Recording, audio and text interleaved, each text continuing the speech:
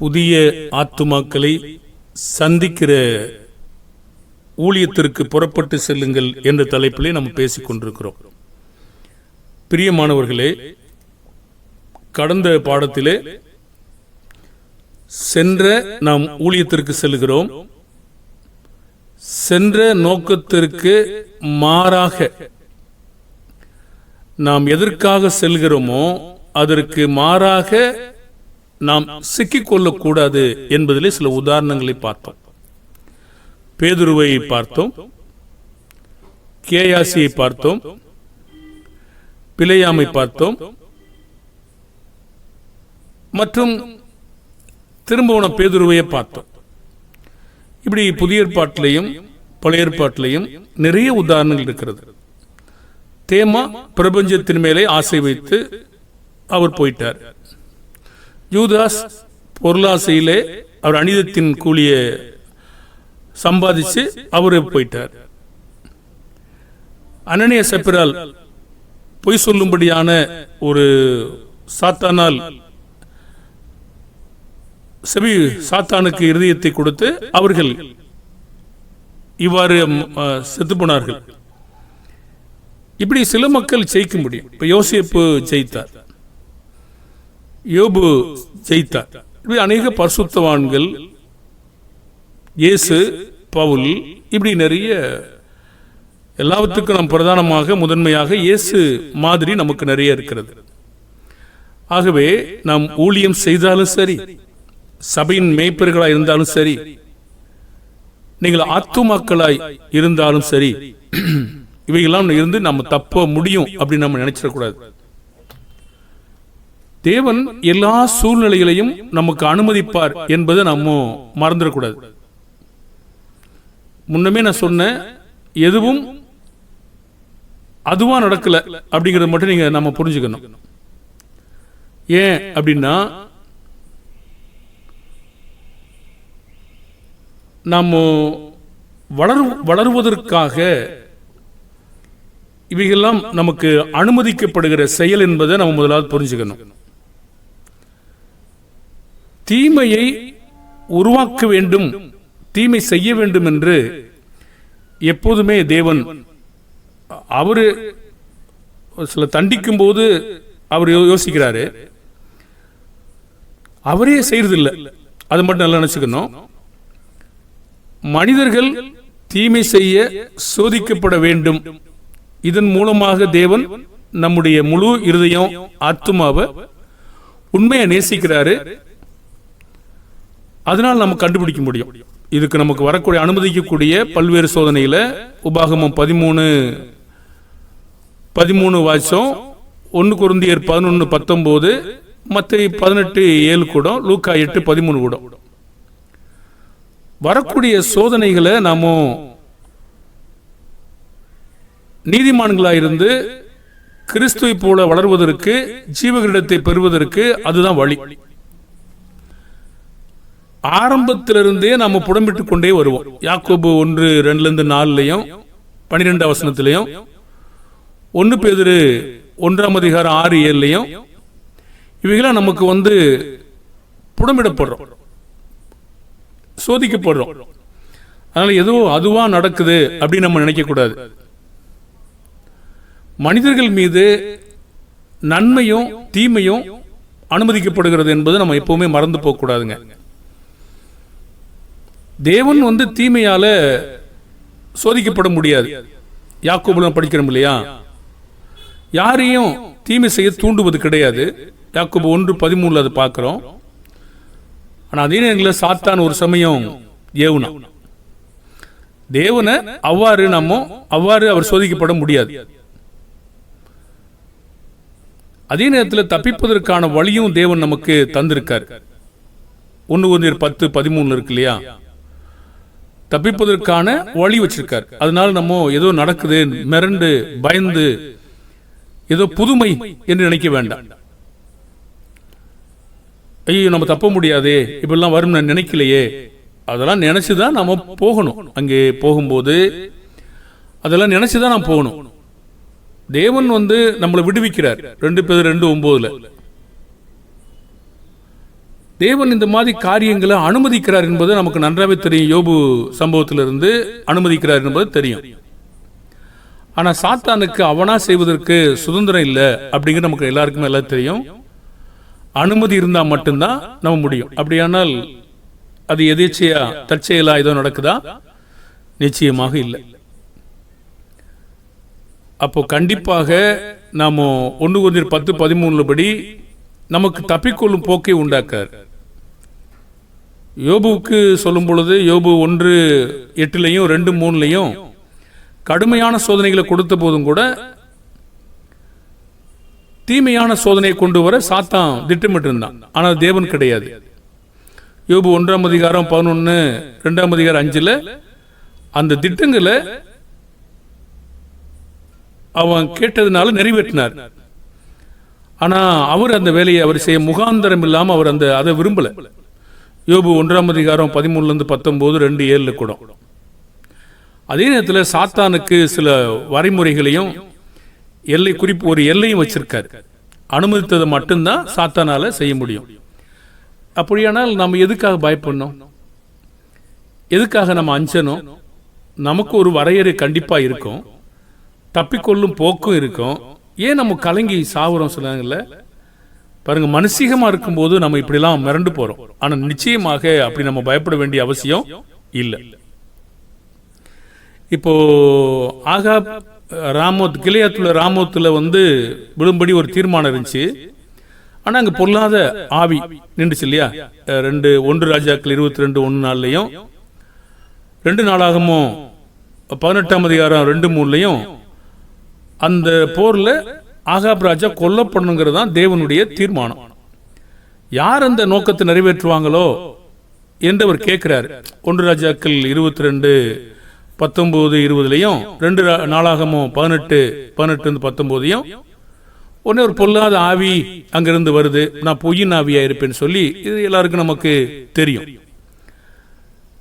அப்போ இந்த பொய்யின் ஆவியா இருப்பேங்கிறது அந்த பொல்லாத ஆவி தான் சொல்லுது. இப்போ நமக்கு சில இடையூறுகளையும் துன்பங்களையும் பொல்லாப்புகளையும் மனுஷங்க தீர்மானிக்கும் போது தேவன் அதுக்கு அனுமதி தர்றார். இதை நம்ம உணர்ந்துக்கணும். அப்படி உணர்ந்துக்கிட்டோம்னா நம்ம ஆச்சரியப்பட மாட்டோம். 1 ராஜாக்கள் 22-23 2 ராஜாக்கள் 18-22 தேவன் அனுமதி கொடுக்கிறார். அனுமதித்தது மட்டும்தான் அந்த பொய்யின் ஆவி செய்ய முடியும். 1 ராஜாக்கள் 22-22 2 நாளாகமும் 18-21 அப்போ தேவன் பங்கு என்ன கேட்டீங்கன்னா, சாத்தான் கேட்கிறான். அதாவது சுலகினால் புடைப்பதற்கு அனுமதி கேட்கிறான் இல்லையா? அது மாதிரி அனுமதி கேட்கிறான். அதுக்கு அனுமதி கொடுக்கிறார். ஆனா அவரு தீமையை நம்ம செய்யணுங்கிறத ஒரு திட்டத்தை அவர் வச்சிருக்கல. அப்போ உண்மையிலே சாத்தான் அவனும் அவருடைய வேலைக்காரங்களும் கண்டிப்பாக இந்த வேலைகளை செய்து நம்ம ஊழியத்தின் நாட்கள்ல நம்ம கவனமா இருந்து இதுல வெற்றி பெறணுங்கிறத நம்ம உறுதியா இருக்கணும். இதுல சிலர் சிக்கிட்டு தான் நிறைய மக்கள் என்ன செய்றாங்கன்னா ஏமாந்து போறாங்க. நாமும் ஏமாற மாட்டோம்னா சொல்ல முடியாது. சாலமோன் ஏமாந்து போயிட்டாரு. சொல்லியிருந்தும் அவர் அந்த காரியங்களை குறித்து கேட்கல, கீழ்ப்படியில. அப்புறம் மனுஷனுடைய மிலாட்டில தான் அவர் அடி வாங்க வேண்டியிருந்துச்சு. ஆகையினால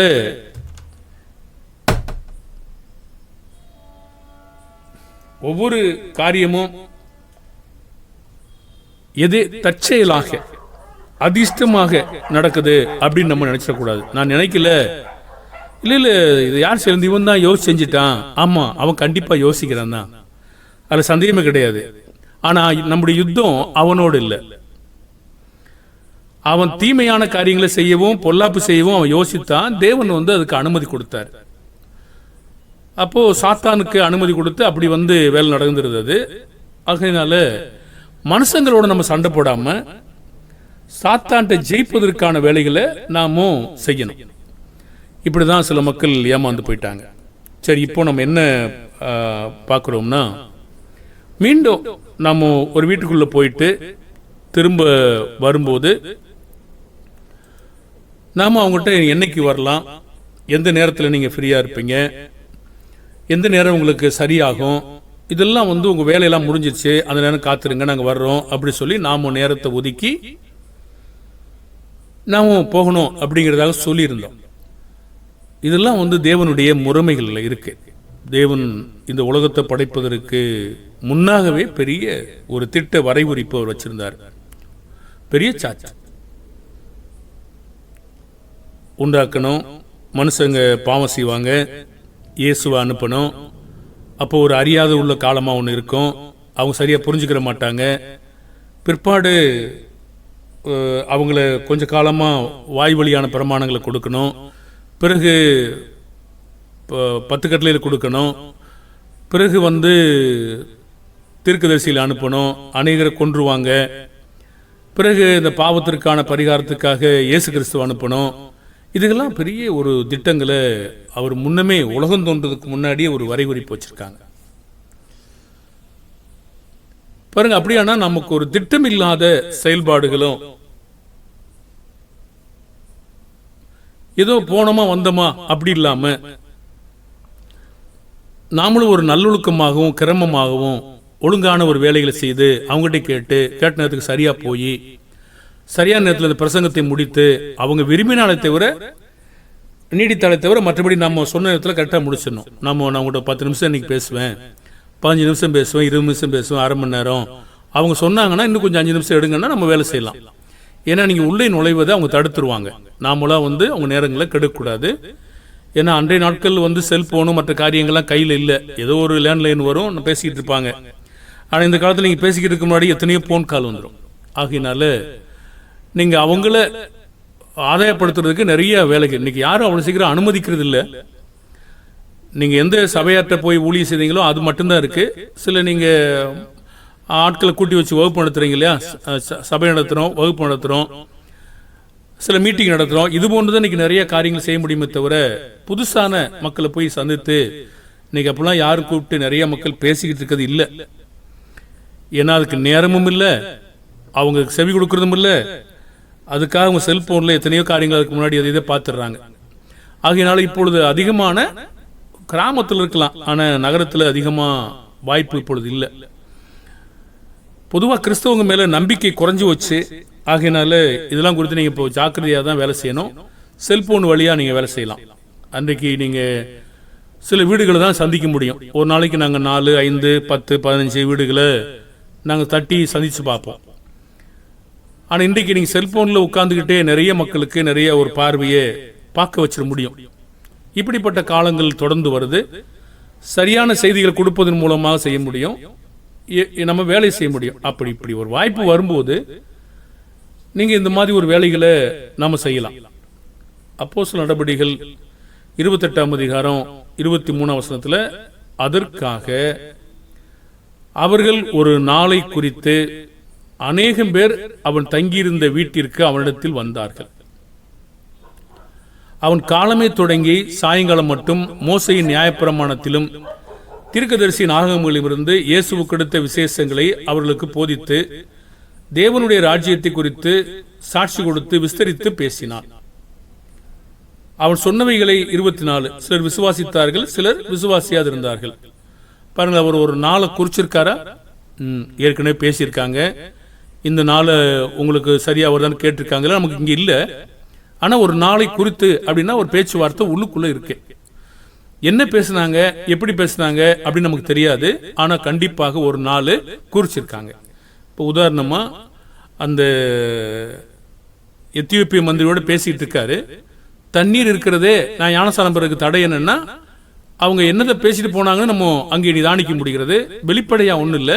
ஆனால் அங்கே தண்ணீர் இருக்கிறது கேட்ட வார்த்தைக்காக அதுக்கு முன்னாடி என்ன நடந்திருக்கணும் அப்படிங்கிறது நம்ம என்ன செய்ய முடியும், அதுக்கு சாத்திய கூறுகள் இருக்கிற வசனத்தில் சொல்ல முடியும். அப்ப இங்க ஒரு நாளை குறித்து என்ற வார்த்தைக்காக நம்ம என்ன சொல்ல முடியும்னா அவங்ககிட்ட பேச்சுவார்த்தை முன்னாடியே நடந்திருக்கிறது. இப்படிதான் நம்ம செய்ய முடியும். இங்கே நம்ம உள்ளதை உள்ளது என்று சொல்லுவோம், இல்லது இல்லை சொல்ல முடியாது, இங்கே சொல்ல முடியாது. ஏன்னா அதுக்கான சந்தர்ப்பத்துக்கும் தாண்டி உள்ள ஒன்று இருக்கு. பாருங்க, வேதம் பேசுற இடத்துல பேசுவோம், எங்கே அமைதியா இருக்கு அங்கே அமைதியா, இங்கே அப்படி இல்லைங்க. அதுக்கு சாத்தியம் இருக்கும்போது நீங்க பேசித்தாகணும், யூகம் கிடையாது. அங்க அதுக்கான காரியம் இருக்கு. ஒரு நாளை குறிச்சிருக்காங்கன்னா முன்னாடி பேச்சுவார்த்தை நடந்திருக்கணும். என்னன்னு நமக்கு தெரியாது, இது சம்பந்தமா இருக்குன்னு மட்டும் தெரியும். சரி, அப்படியானா அநேகம் பேர் அவன் வீட்டில் வந்துட்டு இருக்காங்க. அப்படியானா அப்படியே வந்து பார்த்துட்டு ஒருத்தரை அனுப்பி வேலை செஞ்சுருக்காங்க, தேவனுடைய வார்த்தைகளை சொல்லியிருக்காங்க. தேவன் கூட தம்முடைய வேலைகளை சொல்லும்போது கலாத்தியர் 4:5 காலம் நிறைவேறின போது ஸ்திரீனிடத்தில் பிறந்து வரும், அதுக்கு ஒரு காலம் வச்சிருக்காரா? வச்சிருக்காரு. நியாயப்பிரமாணத்திற்கு கீழானவருமாகிய தம்முடைய குமாரனை தேவன் அனுப்பினார் சொல்றார். எபேசியர் 1:9 காலங்கள் நிறைவேறும் போது விளங்கும் நியமத்தின்படி பரலோகத்தில் உள்ளவைகளும் பூலோகத்தில் உள்ளவைகளும் சகலமும் கிறிஸ்துவுக்குள்ளே கூட்டப்பட வேண்டும் அப்படிங்கிற ஒரு திட்டம் அவர் வச்சிருக்கார். அப்போஸ்தலர் 17:31 மேலும் ஒரு நாளை குறித்திருக்கிறார், அதிலே ஒரு நியமித்த மனசை கொண்டு பூலோகத்தை நியாயந்திருக்க போறார். அதே மாதிரி ஆதியாகமம் நீங்க பார்த்தீங்கன்னா 17ஆம் அதிகாரத்தில் 21ஆம் வசனத்தில் வருகிற வருஷத்தில் குறித்த காலத்தில், அப்போ ஒரு குறித்த காலம் ஒன்று இருக்கா? நிச்சயமாக இருக்கு. ஆகவே நாம ஒரு வீடுகளுக்கு செல்லும் பொழுது எந்த ஒரு நேரத்திலையும் அவங்களுடைய சம்மதத்தோட சில வேலைகளை, சில நேரங்களை, சில காலங்களை குறிச்சிட்டு நாம் அந்த வேலை செய்யணும். அதுக்கு முன்னாடி பார்த்தோம், வேற எதுவும் சாதாரணமாக அதுவாக நடக்கிறது இல்லை, தேவனுடைய திட்டத்தில் தான் எல்லாம் வருது, நம்மளை வளர்ப்பதற்காக தான் செய்கிறான்னு பார்த்தோம். ஆக இப்படி செய்யும்போது நம்மளை குறித்து அவங்க அவளோட எதிர்பார்க்கிற காரியம் ஒன்று இருக்கும். அப்போ நீங்கள் தேவனுடைய வார்த்தையை தான் சொல்லுவீங்க, ஆனால் சரியாக செஞ்சுக்கிட்டு வரும்போது, குறித்துட்டு அனுமதி கேட்டு செய்யும்போது உங்களை ஆவலோடு எதிர்பார்ப்பாங்க. ஓகே, இவங்க கரெக்டாக முடிச்சிடுறாங்க, கரெக்டாக வந்துடுறாங்க, கரெக்டாக தேவனுடைய வார்த்தையை மட்டும் பேசுகிறாங்க, வீணானதை பேசலை அப்படிங்கிறத எதுவுமே நீங்கள் சரியாக நடக்கிற போது அவங்க ஆவலோடு உங்களை கவனித்து எதிர்பார்ப்பாங்க. ஆனால் எல்லா இடங்கள்லையும் அது மாதிரி நடக்குதா அப்படிங்கிறத நம்ம என்ன செய்ய முடியாது, சொல்ல முடியாது. எல்லா இடங்கள்லையும் நம்ம அப்படி எதிர்பார்ப்பாங்க, ஆவலோடு எதிர்பார்ப்பாங்களா அப்படின்னு நம்ம சொல்லிட முடியாது. ஆனா அவங்கள ஆவலோடு எதிர்பார்க்கறது மாதிரி வேலைகளை நம்ம செய்யணும். நம்ம நடக்கைகள், நம்முடைய பேச்சின் வார்த்தைகள், நம்முடைய தேவனுடைய வார்த்தையை சொல்றது, நம்ம செயல்பாடு எல்லாவற்றையுமே அவங்க கவனிப்பாங்க. ஆகையினால அவங்க ஆவலோடு எதிர்பார்க்கறது மாதிரி நம்ம தேவன்கிட்ட ஜெபம் பண்ணிட்டு அந்த வேலை செய்யணும். அடுத்த பாடத்தில் இதை பற்றி தான் பேச போறோம். எல்லா இடங்களிலும் இது போன்ற ஒரு வாஞ்சையை தேவன் எழுப்புகிறது கிடையாது. அப்படி எழுப்பாத இடங்களுக்கு நம்ம வேண்டாம். அப்படி வாஞ்சையும் விருப்பம் உள்ளவங்க எதிர்பார்க்கிற இடங்களுக்கு நீங்க செல்லுங்க. அதை எப்படி கண்டுபிடிக்கிறது? இவங்க ஆவலோடு எதிர்பார்க்கிறாங்க, இவங்க வாஞ்சியோடு இருக்கிறாங்க, இவங்க ஆயத்தமா இருக்கிறாங்க. இது ரொம்ப சிம்பிள். சரி, அதுக்கான சில ஆதாரங்களை நம்ம சொல்லுவோம். அடுத்த பாடத்தில் நம்ம நிச்சயமாக கர்த்தருக்கு சித்தமானால் நாம் என்ன செய்வோம், தேவன் வாய்ப்பு தரும்போது அதை சொல்லுவோம். ஜெபிப்போமா. பரலோகத்தில் வாசமாக இருக்கிறதான பரிசுத்த பிதாவே, இந்த நேரத்திற்காக நாங்கள் நன்றி செலுத்துகிறோம். பிதாவே, ஊழிய பணிகளுக்கு செல்லும் பொழுது எங்களுக்கு வளர்ப்பதற்காக எத்தனையோ காரியங்களை நீர் அனுமதிக்கிற தேவனாய் இருக்கிறீர். ஏதோ தற்செயலாக நடப்பது இல்லை, நீர் அதை அனுமதிக்கிறீர். பொல்லாப்பு செய்கிற மக்களுக்கும் தீமை செய்ய விரும்புகிற மக்களுக்கும் நீர் அனுமதி தந்து எங்களை பரிபூர்ணப்படும்படியாக ஒரு வழியாக அமைத்திருக்கிறீர். அதை உணர்ந்து கொண்டவர்களாக, அதை விரும்பக்கூடியவர்களாக, அற்பமாய் எண்ணாதவர்களாக இருக்க எங்களை தகுதிப்படுத்தி ஆசீர்வதித்து பலப்படுத்தும்படியாய் வேண்டிக் கொள்கிறோம். பிதாவே, நாங்கள் ஒரு வீட்டுக்கு செல்கிற பொழுது அதற்கான நாட்களை குறித்து, நேரங்களை குறித்து அவர்களுடைய அனுமதியோடு அதை செய்யும் பொழுது இன்னும் அவர்கள் இன்னும் வாஞ்சியை விருப்பத்தோடு ஏற்றுக்கொள்ள வழிவாய்ப்பை உண்டாக்கும்படியாக நாங்கள் வேண்டிக் கொள்கிறோம். அதற்காக அப்படிப்பட்ட மாதிரி வேதாகமத்தில் இருக்கிறபடியினால் பவுல் அப்படி ஒரு நாளை குறித்து அநேக மக்கள் தங்கியிருந்த வீட்டிற்கு வந்தார்கள், பேசியிருந்தார். இதுபோல நாங்களும் செய்ய எங்களுக்கு உதவி செய்யுங்க. இதை கேட்கிற பிள்ளைகளை ஆசீர்வதிங்க. இயேசுவின் நாமத்தில் செபிக்கிறோம் நல்ல பிதாவே, ஆமேன். வாழ்த்துக்கள் அன்பான தேவனுடைய பிள்ளைகளை விவசி அவருக்கு.